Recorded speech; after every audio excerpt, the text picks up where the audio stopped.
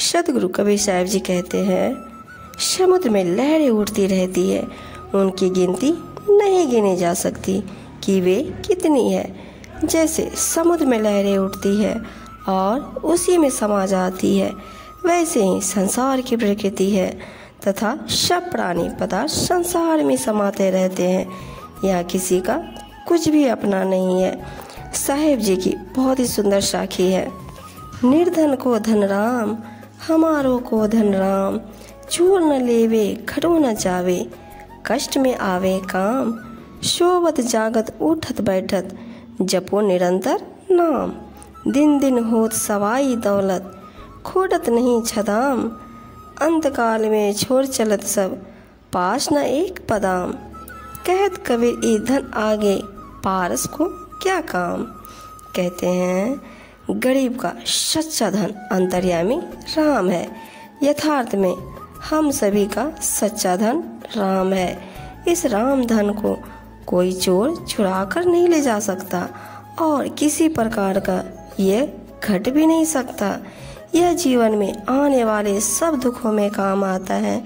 इसके स्मरण से सब दुख दूर होते हैं। सोते जागते उठते और बैठते यानी निरंतर राम का नाम जपो, स्मरण करो।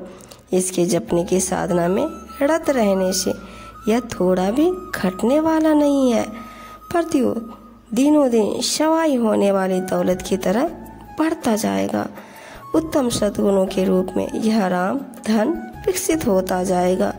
अंत समय में मनुष्य संसार की सब धन संपत्ति को छोड़कर चल देता है। उसके पास एक बादाम भी नहीं होता, अर्थात उसके साथ कुछ भी नहीं जा सकता है।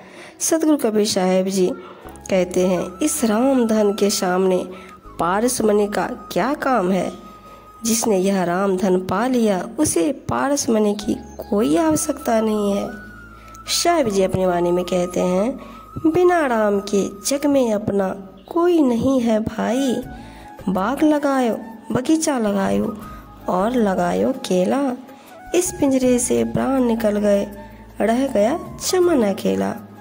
5-25 बराती आए, ले चल होई, कहत कबीर सुनो भाई साधु, यही गति है तनुयाई।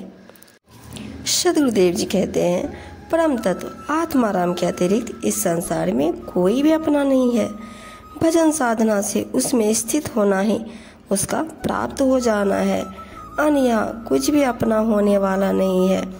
अपने जीवन काल में यहाँ बाग बगीचा लगाए, उसमें केला तथा आम आदि के पेड़ लगाए, परंतु जब इस शरीर रूपी पिंजरे में से प्राण निकल जाएंगे तब बाग और उद्यान सब सुनसान पड़े रह जाएंगे।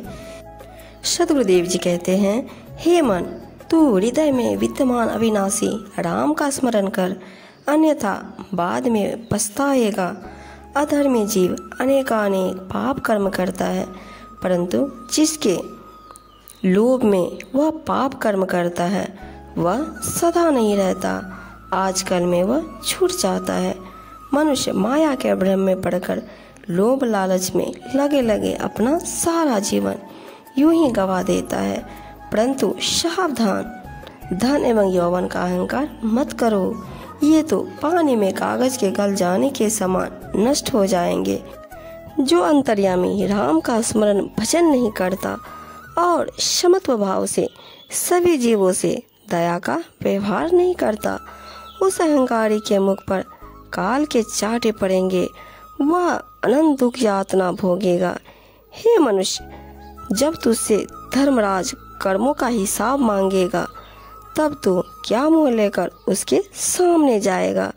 उससे कोई भी मनुष्य अपना कर्म नहीं छिपा सकता।